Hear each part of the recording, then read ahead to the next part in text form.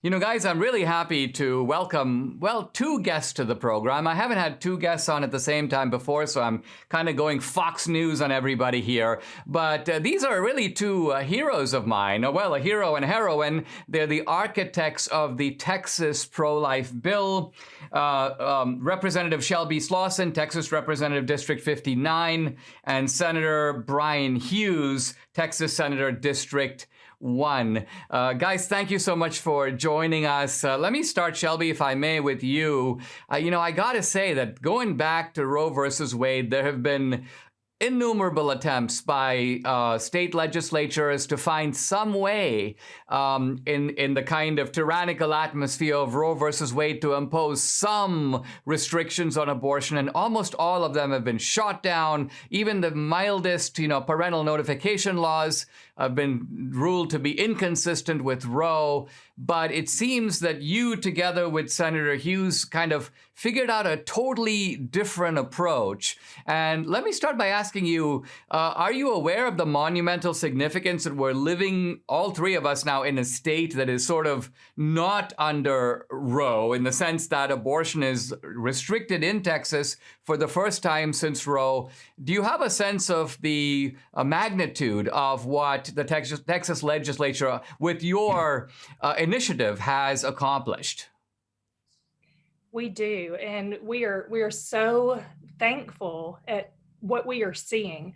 Ever since Roe v. Wade, there have been a lot of technological and scientific changes where we have come to recognize life beginning at such an early state. And we've been able to see through medicine when that heart begins beating. And a culture shift has most thankfully been taking place in our country as well. And you're correct. We've seen a number of attempts over the years to respect that tiny little life and to pull back the ability to extinguish it. And it's been a challenge trying to find the right balance there. And we are so excited about what has happened in Texas. In the 24 hours before that took effect, I'll tell you, it was a dark night on August 31st as we watched just shamefully gleeful reports of clinics that were aborting as many babies as possible before midnight. But when that sun came up on September 1st, and that ban went into effect to protect those heartbeats, we were overjoyed. And that was before we even heard the Supreme Court ruling that day. I mean, this is such awesome news. We're actually saving lives in Texas. Let me turn to you, Bryan Hughes, if I may. There's a kind of a radical novelty to the idea of not having direct state regulation of abortion, which of course would be vulnerable to being set aside on the basis of Roe, at least pending the Supreme Court decision coming up later this year. My question is, who came up with the idea of, in a sense, empowering private entities to file lawsuits, an action that has successfully resulted in the effective closure of the largest clinics in Texas?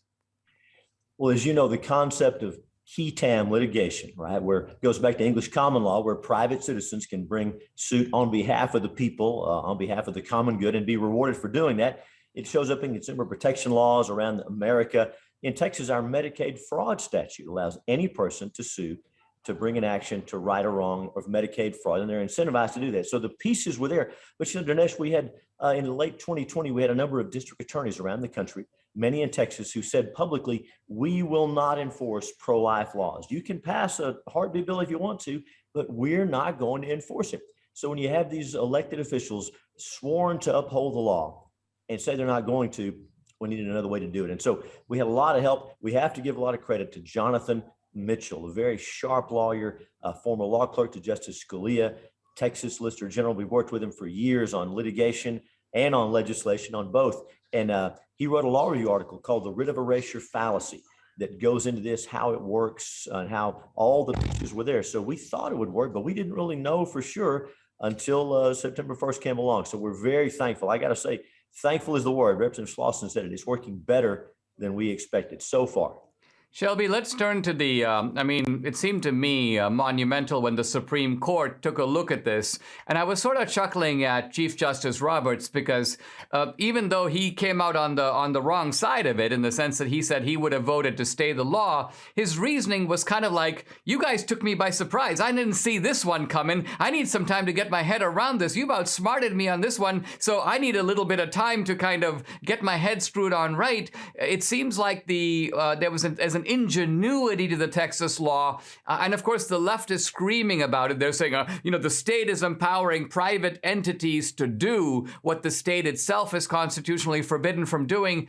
But isn't that what the Biden administration is doing with the censorship laws? They're empowering private entities. I mean, has that irony? Have you noticed that? And what do you think about it?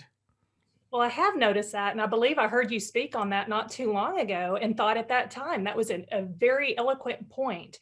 And, the left does not like to have the tables turned against them, especially when they're the ones that laid out the cards and then the game is turned back in that direction. But it's an absolutely necessary mechanism to provide some enforceability to this law, and it is well supported by Texans. This is a burgeoning issue for many of our districts in Texas and much of our constituency. We are still a very conservative state, and so it's a tool that was maybe not long in coming, but Texans also really like it when we hear that we took the rest of the country by surprise and we've done something that nobody else has done.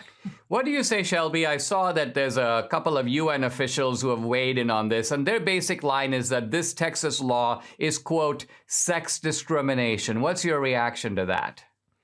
Well, the goalposts are always moving, aren't they? Because it seems like just not that long ago, we were talking about how it's birthing persons and it's not women. But now today, we're talking about this as discriminatory towards women.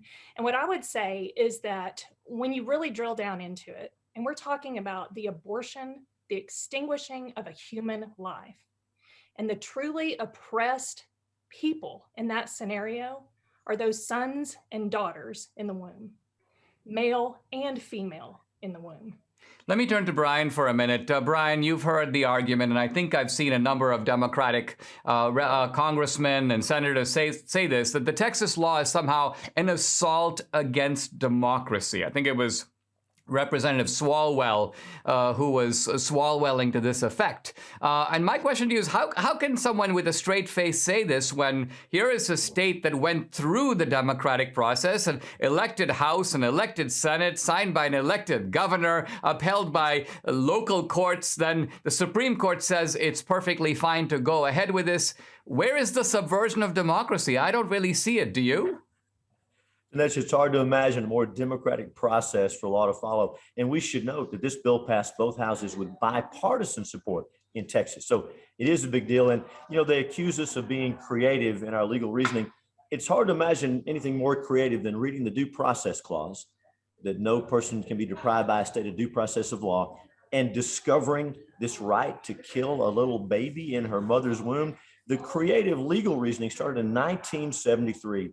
And states, the people of states, through democratic processes, have been trying to save lives ever since. It shouldn't surprise the Supreme Court or the left that we're going to be creative in following the law, protecting innocent human life. When we come back, I want to probe the issue of Roe versus Wade further and examine the question of whatever happens to Roe versus Wade, is it possible that the Texas law will survive intact?